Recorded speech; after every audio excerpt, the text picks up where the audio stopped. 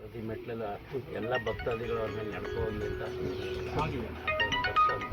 ಪ್ರತಿಯೊಂದು ಚಿಕ್ಕದಾಗೇ ಇರಲಿ ಇದಕ್ಕೆ ಮೆಟ್ಲುಗಳು ಆಗಲಿ ಅಂತ ಕೇಳ್ಕೊತಾ ಈ ಒಂದು ಅವಕಾಶ ಕೊಟ್ಟಂಥ ಸಮಿತಿಯವರಿಗೆ ತುಂಬ ಹೃದಯದ ಧನ್ಯವಾದಗಳು.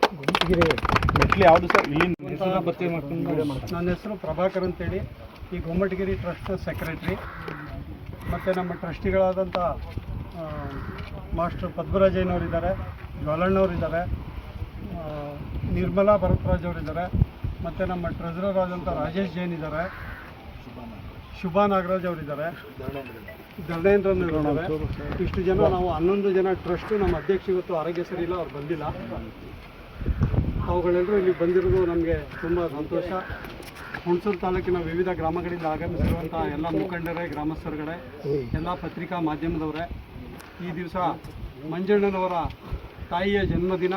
ಈ ವಿಶೇಷವಾದಂಥ ದಿನದಲ್ಲಿ ತಾವೆಲ್ಲರೂ ಇಲ್ಲಿ ಆಗಮಿಸಿ ನಮ್ಮ ಗೊಮ್ಮಟಗಿರಿ ಜೀರ್ಣೋದ್ಧಾರ ಕಾರ್ಯವನ್ನು ವೀಕ್ಷಿಸಿದಿರಿ. ಇದ್ರ ಬಗ್ಗೆ ಮಂಜಣ್ಣವರು ಮಾತನಾಡ್ತಾರೆ. ಇರ್ತಕ್ಕಂಥ ಎಲ್ಲ ನಮ್ಮ ಕಾಂಗ್ರೆಸ್ ಬಂಧುಗಳೇ, ವಿಶೇಷವಾಗಿ ಯಾರೇ ಅನುದಾನಗಳು ಕೊಟ್ಟರು, ಯಾವುದೇ ದಾನಿಗಳ ಅನುದಾನ ಕೊಟ್ಟರೂ ಕೂಡ ಅದು ನೆರವೇರಿಸುವ ಕೈಗಳು ಶುದ್ಧವಾಗಿರಬೇಕು. ಪರಿಶ್ರಮದಿಂದ, ನಿಷ್ಠೆಯಿಂದ, ನ್ಯಾಯಯುತವಾಗಿ, ಡೆಡಿಕೇಟೆಡ್ ಆಗಿ ಆ ಒಂದು ವಿಚಾರ ಅಂದರೆ ಏನು ಗುರಿನ ಇಟ್ಕೊಂಡಿದ್ದಾರೆ ಅದನ್ನು ಸಾಧಿಸೋದರಲ್ಲಿ ಬದ್ಧರಾಗಿರೋಂಥ ಈ ಒಂದು ಸಂಸ್ಥೆಯ ಸೆಕ್ರೆಟರಿ ಆಗಿರೋಂಥ ಪ್ರಭಾಕರ್ ಅವರು, ಖಜಾಂಚಿ ಆಗಿರೋಂಥ ರಾಜೇಶ್ ಅವರು ಹಾಗೂ ವಿಶೇಷವಾಗಿ ಅವರ ತಂಡ ಈಗಾಗಲೇ ಪರಿಚಯ ಮಾಡಿಕೊಂಡಿದ್ದಾರೆ. ಅದು ಭಾಳ ಮುಖ್ಯ. ನಮ್ಮ ತಾಲೂಕಿನಲ್ಲಿ ಸರ್ಕಾರದ ಅನುದಾನ ಹಾಗೂ ಅವರ ಸಮಾಜದ ಇನ್ನಿತರ ದಾನಿಗಳ ಮುಖಾಂತರ ಇವತ್ತು ನೀವೇನು ನೋಡ್ತಾ ಇದ್ದೀರಿ, ಈ ಗೊಮ್ಮಟಗಿರಿ ಜೀರ್ಣೋದ್ಧಾರಗೊಳ್ತಾ ಇದೆ. ನಾನು ಶಾಸಕನಾಗಿದ್ದಾಗ ಇಲ್ಲಿ ಅವತ್ತಿನ ದಿನ ಬಂದಂಥ 50 ಲಕ್ಷ ರೂಪಾಯಲ್ಲಿ 41 ಲಕ್ಷ ರೂಪಾಯಿ ಮಾತ್ರ ಬಿಡುಗಡೆಗೊಂಡು ಇವಾಗೇನು ನಾವು ಇಲ್ಲಿ ನಿಂತಿದ್ದೀವಿ, ಇದು ಸಿಮೆಂಟ್ ರಸ್ತೆ. ಆವತ್ತಿನ ದಿನ ಸಿಮೆಂಟಿನ ಮೆಟ್ಲುಗಳು ಜೊತೆಗೆ ಆ ರೈಲಿಂಗ್ಸ್ಗಳು, ಅವತ್ತಿನ ದಿನ ಇನ್ನೂ ಒಂದು ಯಾತ್ರಿ ನಿವಾಸ ಇಲ್ಲಿ ಶ್ಯಾಂಕ್ಷನ್ ಆಗಿತ್ತು, ತ್ಯಾಗಿ ಭವನ ಅಂತ ಯಾತ್ರಿ ನಿವಾಸದ್ದು. ಈಗಾಗಲೇ ನಿಮಗೆಲ್ಲ ಗೊತ್ತಿರೋಂಗೆ ನಮ್ಮ ಮಾದಳ್ಳಿ ಮಠದಲ್ಲಿ ಒಂದು ಆಗಿದೆಯಲ್ಲ, ಅದೇ ರೀತಿದು ಇಲ್ಲೂ ಒಂದು ಯಾತ್ರಿ ನಿವಾಸ ಆಗಿತ್ತು. ಅದು ವಾಪಸ್ ಹೊಟ್ಟೋಯ್ತು. ಅದು ಯಾರು ಫಾಲೋ ಅಪ್ ಮಾಡದೆ ವಾಪಸ್ ಹೋಗಿದೆ. ಇದಕ್ಕೆ ಗೊಮ್ಮಟಗಿರಿಗೆ ಮೊದಲನೇ ತಕರಾರು ಇದ್ದಿದೆ ಸ್ವಲ್ಪ ಫಾರೆಸ್ಟ್ ಡಿಪಾರ್ಟ್ಮೆಂಟ್ ಮುಖಾಂತರ.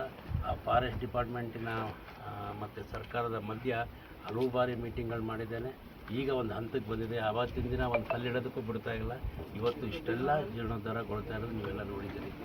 ಈಗ ನಾನು ಸೋತ ಮೇಲೆ ಈ ಪ್ರಸ್ತುತ ವರ್ಷಗಳಲ್ಲಿ ನಾನು ವಿಶೇಷವಾಗಿ ನಾನು ಇವತ್ತು ಇಲ್ಲಿ ನೆನೆಸ್ಕೋಬೇಕಾಗಿದ್ದಂಥದ್ದು ಡಿ ಸುಧಾಕರ್ ಅವ್ರನ್ನ. ಇವತ್ತು ನಮ್ಮನ್ನ ಅಗಲಿದ್ದಾರೆ. ಡಿ ಸುಧಾಕರ್ ಅವ್ರನ್ನ ನೆನೆಸ್ಕೊಳ್ಳೋಕೆ ಇಚ್ಛೆ ಪಡ್ತೀನಿ. ಅವರು ಜೈನ ಸಮುದಾಯದವರು.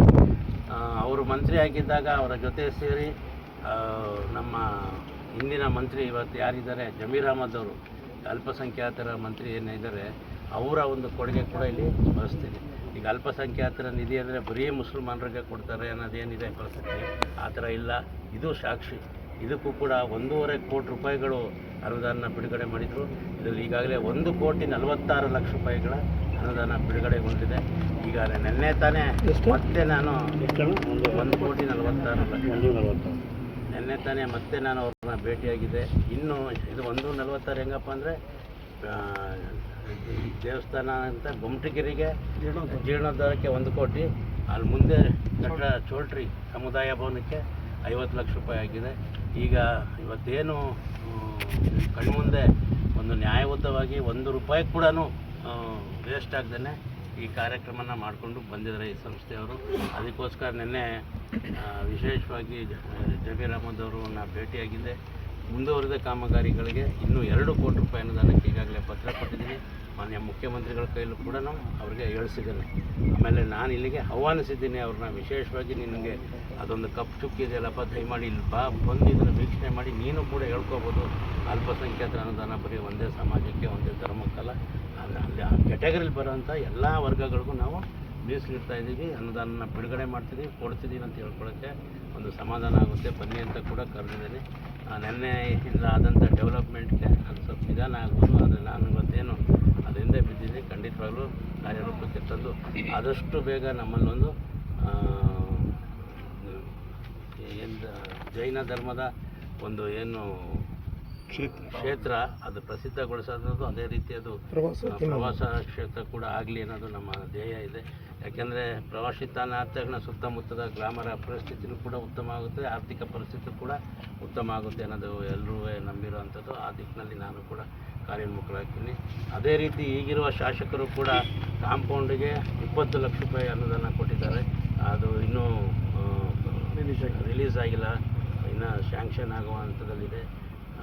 ಯಾಕಂದರೆ ಅದು ಕಾಂಪೌಂಡ್ಗೆ ಅಂತಲೇ ಹಾಕ್ಕೊಂಡಿದ್ದಾರೆ. 50 ಒಪ್ಕೊಂಡಿದ್ದಾರೆ, ಈಗ 20 ಕೊಟ್ಟಿದ್ದಾರೆ. ಇನ್ನೊಂದು ಹಂತದಲ್ಲಿ ಇನ್ನೊಂದು ಕೊಟ್ಟು ಎಲ್ಲಿಗೆ ಕಾಂಪೌಂಡ್ ಅದೇ ಈಗ ಕಟ್ಟಿದ್ದೀವಲ್ಲ ಕೊಟ್ಟಿರೋಂಥದ್ದು.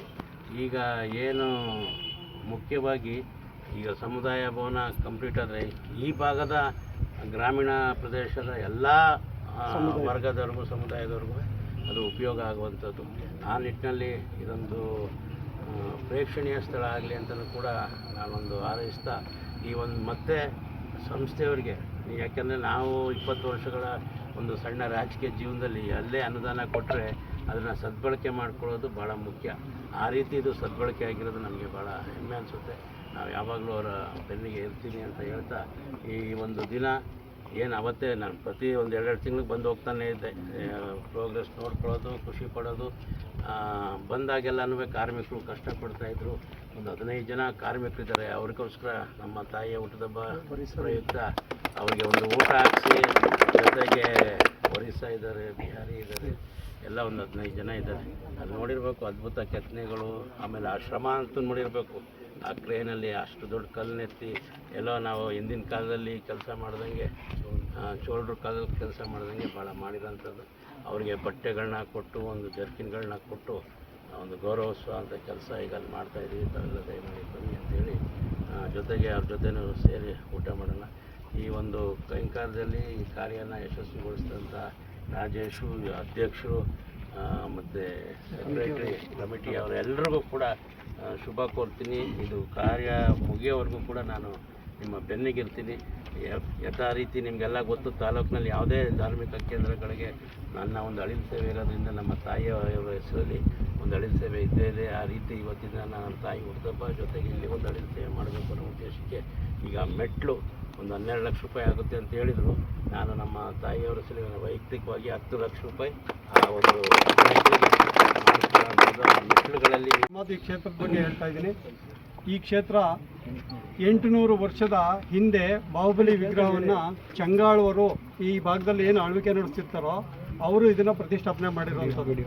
ಚಂಗಾಳವರು ಯಾರು ಅಂತಂದರೆ ಶ್ರವಣಬೆಳಗೊಳದಲ್ಲಿ ಏನು ವಿಗ್ರಹನ ಕೆತ್ತಿಸಿದ್ರೋ ಚಾಮುಂಡರಾಯ ಅವರ ವಂಶಸ್ಥರು ನಮ್ಮ ಈ ಮೈಸೂರು ಭಾಗದಲ್ಲಿ ಆಳ್ವಿಕೆ ನಡೆಸ್ತಾರೆ. ನಿಮ್ಗೆಲ್ರಿಗೂ ಗೊತ್ತಿದೆ, ಹುಣಸೂರು ತಾಲೂಕು, ಪ್ರಿಯಾಪಟ್ಟಣ, ಕ್ಯಾರನಗರ ಇಲ್ಲೆಲ್ಲ 10 ಕಿಲೋಮೀಟ್ರಿಗೆ ಒಂದೊಂದು ಜೈನ ಬಸ್ತಿಗಳು ಇವತ್ತು ಇದ್ದಾವೆ. ಅದ್ರ ಹೆಸರು ಆಮೇಲೆ ಹೇಳ್ತೀನಿ ಎಲ್ಲೆಲ್ಲಿದ್ದಾವೆ ಅನ್ನೋದನ್ನ. ಇದೇನಾಯಿತು, ಅದೊಂದು ಜೀರ್ಣೋದ್ಧಾರ ಮಾಡಿದ್ದು 2 ಕಡೆ ನಾನೇ, ಯಮಗಂಬದೊಂದು, ಇದೆರಡು ನಾನೇ. ಇಲ್ಲಿತ್ತಲ್ಲ ಅದೇ ಥರ ಅಲ್ಲೂ ಮಾಡಿಸಿ ಇಲ್ಲಿ ಕ್ಯಾನ್ಸಲ್. ಅದಾದಮೇಲೆ ಏನಾಯಿತು, ರಾಜರ ಕಾಲದಲ್ಲಿ ಮಸ್ಕಾಭಿಷೇಕನ ರಾಜಾಶ್ರಯದಲ್ಲಿ ನಡೀತಾ ಬಂತು. ರಾಜರ ಆಳ್ವಿಕೆಯ ನಂತರ 52ನೇ ಇಸ್ವಿನಲ್ಲಿ ನಾವು ಜೈನರೆಲ್ಲ ಸೇರಿ ಒಂದು ಸಮಿತಿ ಮಾಡಿಕೊಂಡು ಬಾಹುಬಲಿಗೆ ಪ್ರತಿ ವರ್ಷ ಸುತ್ತಮುತ್ತ ಹಳ್ಳಿಯ ಗ್ರಾಮಸ್ಥರ ಸಹಕಾರನ ತಗೊಂಡು ಮಸ್ಕಾಭಿಷೇಕನ ಇಲ್ಲಿವರೆಗೂ ಮಾಡ್ಕೊಂಡು ಬಂದಿದ್ವಿ. ಇದರ ಅಭಿವೃದ್ಧಿಗೆ ಏನೋ ಕಾರಣಕ್ಕೆ ಒಂದು ಯೋಗ ಬರಬೇಕು, ಅದೊಂದು ಟೈಮ್ ಅಂತ ಇತ್ತಲ್ಲ, ಅಲ್ಲಿ ತನಕ ಅದೊಂದು ಛತ್ರ ಇತ್ತು. ನಮ್ಮ ಹಿಂದಿನವರು ಅವ್ರಿಗೇನು ಆ ದಿವಸಕ್ಕೆ ಏನು ಅನುಕೂಲ ಇತ್ತೋ ಅಷ್ಟನ್ನು ಅಭಿವೃದ್ಧಿ ಮಾಡ್ಕೊಂಡು ಬಂದಿದ್ದರು. ಈಗ ಈ 1.5 ವರ್ಷದಿಂದ ಮಂಜಣ್ಣವರು ಬಂದು ಸುಧಾಕರ್ ಅವ್ರ ಹತ್ರ ಪ್ರೆಸರ್ ಹಾಕಿ ನಿಮ್ಮ ಸಮಾಜದ ಕಣೆ ಬಾ ಅಂದ್ಬಿಟ್ಟು ಜಮೀರ್ ಸಾಹೇಬ್ರ ಹತ್ರ ಕರ್ಕೊಂಡೋಗಿ 1.5 ಕೋಟಿನ ಅದನ್ನ ಸ್ಯಾಂಕ್ಷನ್ ಮಾಡಿಸಿದ್ರು.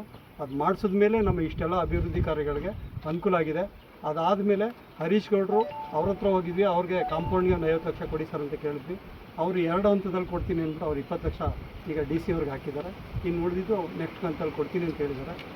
ಕಾಲಕ್ಕೆ ಏನು ಶಾಸಕರುಗಳು ಈ ಭಾಗದಲ್ಲಿ ಬಂದರು ಅವರೆಲ್ಲರೂ ಕ್ಷೇತ್ರಕ್ಕೆ ಸಹಕಾರ ಕೊಟ್ಟಿದ್ದಾರೆ. ಅದರಲ್ಲೂ ಮಂಜಣ್ಣವರಿಗೆ ನಾವು ವಿಶೇಷವಾದಂಥ ಧನ್ಯವಾದಗಳನ್ನ ತಿಳಿಸ್ತೇವೆ. ಇದು ನೀವು ಮಾಡ್ತಾರೆ ಸರ್ ಟೋಟಲ್ ಒಂದು 10 ಕೋಟಿ ರೂಪಾಯಿ ಪ್ರಾಜೆಕ್ಟ್ ಸರ್ ಇದು. ಈಗ ಅಲ್ಲೊಂದು ಸಮುದಾಯ ಭವನ ಮಾಡ್ತಾ ಇದ್ದೀವಿ, ಅದೊಂದು 3 ಕೋಟಿ ರೂಪಾಯಿ ಆಗುತ್ತೆ. ಆಮೇಲೆ ಈ ಕಲ್ಲಿಂದು ಕೂಟಗಳೇನು ನೀವು ನೋಡ್ತಾ ಇದ್ದೀರೋ ಮೊದಲು ಇಲ್ಲಿ ಕಾಂಕ್ರೀಟ್ದಿತ್ತು. ಅದು ಏನು ಕಾನ್ಸೆಪ್ಟ್ ಅಂತಂದರೆ, ನಮ್ಮ ಜೈನ ಧರ್ಮದಲ್ಲಿ 24 ಜನ ತೀರ್ಥಂಕರು ಅಂತ ಬರ್ತಾರೆ. ಕಾಶಿಯಾಗೆ ಪವಿತ್ರ ಕ್ಷೇತ್ರನೂ ಆ ರೀತಿ ಶಿಖರ್ಜಿ ಜಾರ್ಖಂಡಲ್ಲಿ ಬರುತ್ತೆ. ಅಲ್ಲಿ ನಮ್ಮ ಜೈನರು 24ರಲ್ಲಿ 22 ಜನ ಮೋಕ್ಷಕ್ಕೆ ಹೋದಂಥ ಜಾಗ ಶಿಖರ್ಜಿ. ನಮಗೆ ಕಾಶಿ ಥರ ಅದು ಪವಿತ್ರವಾದಂಥ ಸ್ಥಳ. ಅಲ್ಲಿ ನಾವು 27 ಕಿಲೋಮೀಟ್ರ್ ನಡ್ಕೊಂಡೇ ಅದನ್ನು ದರ್ಶನ ಮಾಡಬೇಕು, ಆ ಪಾದಿಕೆಗಳನ್ನ. ಆ ಕಾನ್ಸೆಪ್ಟಲ್ಲಿ ಇಲ್ಲಿ ಕಾಂಕ್ರೀಟಲ್ಲಿ ಮಾಡಿದ್ವಿ. ಈಗ ಅದನ್ನು ಕಲ್ಲಲ್ಲಿ ಮಾಡ್ತಾಯಿದ್ವಿ. ಅದನ್ನು ಒಂದೇ ಕಡೆ ಹಾಕಲ್ಲ. ಈಗ ಮಂಜಣ್ಣ ಹೇಳಿದ್ದಾರೆ ಯು ಶೇಪಲ್ಲಿ ಬೆಟ್ಟ ಸುತ್ತ 3 ಕಡೆನೂ ಮಾಡಿ ಅವರು ದರ್ಶನ ಅಲ್ಲಿತ್ತಲ್ಲ ಈಗ ಸುತ್ತಲೂ ಈ ಮೊನ್ನೆ ಬೆಟ್ಟ ಬಂದಿದ್ರು ಇದೆಯಲ್ಲ, ಮಂಜಣ್ಣ. ಬೆಟ್ಟ ಸುತ್ತ ಹಿಂಗೆ ಮಾಡಿದ್ರೆ ಎಲ್ಲ ಕಡೆ ನಡ್ಕೊಂಡು ಹೋಯ್ತಾರೆ, ಪ್ರದಕ್ಷಿಣೆ ಆಯ್ತು. ಒಂದೇ ಕಡೆ ಮಾಡಬೇಡಿ, ಪ್ರದಕ್ಷಿಣೆ ಆದಂಗೆ ಆಗುತ್ತೆ. 3 ಕಡೆನೂ ಮಾಡ್ಕೊಂಡು ಬನ್ನಿ. ಆಮೇಲೆ ಒಂದು ರಥ ಬೀದಿ ಮಾಡಬೇಕು ಅಂದ್ಕೊಂಡಿದ್ದೀವಿ, ರಥೋತ್ಸವ ಮಾಡಬೇಕು ಅಂತ ಮಂಜಣ್ಣವ್ರ ಹತ್ರ ಕೇಳ್ಕೊಂಡಾಗ ಅದಕ್ಕೆ RDPR ಇಂದ ನಾನು ಕಾಂಕ್ರೀಟ್ ರೋಡೇ ಮಾಡಿಸ್ಕೊಡ್ತೀನಿ ರಥ ಬೀದಿಗೆ, ನೀವು ಕೆಲಸ ಶುರು ಮಾಡಿ ಅಂತ ಮಂಜಣ್ಣವ್ರು ಭರವಸೆ ಕೊಟ್ಟಿದ್ದಾರೆ. ಇನ್ನೊಮ್ಮೆ ಅವ್ರಿಗೆ ನಮ್ಮ ಸಮಿತಿಯ ಪರವಾಗಿ, ಈ ಸುತ್ತ ಗ್ರಾಮಸ್ಥರ ಪರವಾಗಿ ಅವ್ರಿಗೆ ಧನ್ಯವಾದ. ಈಗ 10 ಕೋಟಿ ಅಂದರೆ ಈಗ ಬೇರೆದೆಲ್ಲ ಅನುದಾನ ಕ್ರೋಢೀಕರಣಗಳಿದೆಯಲ್ಲ ಸರ್, ಇದು 1,11,000 ರೂಪಾಯಿ ಒಬ್ಬೊಬ್ರು ಒಂದೊಂದು ಅವರವರೇ ಮಾಡಿಸ್ಕೊಡ್ತಾ ಇದ್ದಾರೆ. ಆ ಥರ ಅದೆಲ್ಲವೂ ಸೇರಿ ನಾನು ಇಷ್ಟೇ. ಯಾವಾಗ ಎಲ್ಲ ಮುಗಿಬೋದು ಅಂತ ಅದು ಈ ಬೆಟ್ಟದ ಮೇಲ್ಗಡೆ ಕೆಲಸ ಈಗ ಈ ಮೆಟ್ಲು ಮಾಡಬೇಕು ಅಂದರೆ ಇನ್ನೊಂದು 2-3 ತಿಂಗಳು ಕೆಲಸ ಎಕ್ಸ್ಟ್ರಾ ಆಗುತ್ತೆ. ಮೇಲ್ಗಡೆ ಕೆಲಸ ಇನ್ನೊಂದು ತಿಂಗಳಲ್ಲಿ ಕಂಪ್ಲೀಟ್. ನಮ್ಮ ಮಸ್ತಕಾಭಿಷೇಕನ ಈಗ ಮಂಜಣ್ಣನ ಕಾಯ್ತಾ ಇದೀವಿ ನಾವು. CM ಯಾರು ಇರ್ತಾರೋ ಅವ್ರನ್ನೇ ಕರ್ಸೋದು, ಇನ್ಚಾರ್ಜ್ ಮಿನಿಸ್ಟರ್ನೂ ಕರ್ಸೋದು. ಮಂಜಣ್ಣವ್ರ ನೇತೃತ್ವದಲ್ಲಿ ಅಧಿವೇಶನ ಇಲ್ಲದೆ ಇರೋ ಡೇಟ್ನ ಫಿಕ್ಸ್ ಮಾಡ್ಕೊಳಕ್ಕೆ ರೆಡಿ ಆಗಿದೆ. ಅಭಿಷೇಕ ಒಳ್ಳೆ ಇದೆ, ಅವತ್ತು ಮಾಡಿ ಅದಕ್ಕೆ ಅವ್ರು ಬರ್ತಾರೆ. ಇಲ್ಲ ಅಣ್ಣ, ಅದೇನಾಯ್ತು ಅದಕ್ಕೆ ಅಂತಾನೆ ಒಂದು ದಿವಸ ಅಂತ ಏನು ಗುರ್ತು ಮಾಡಿಲ್ಲ. ಇಲ್ಲಿ ನವೆಂಬರ್ 3ನೇ ಭಾನುವಾರ ಅಂತ ನಾವು ಸುಮ್ಮನೆ ಫಿಕ್ಸ್ ಮಾಡ್ಕೊಂಡಿದ್ವಿ. ಇನ್ನು ನೆಕ್ಸ್ಟ್ ಏನು ಮಾಡ್ತೀವಿ, ಅದು ತಿಥಿ ನಕ್ಷತ್ರ ಎಲ್ಲದೂ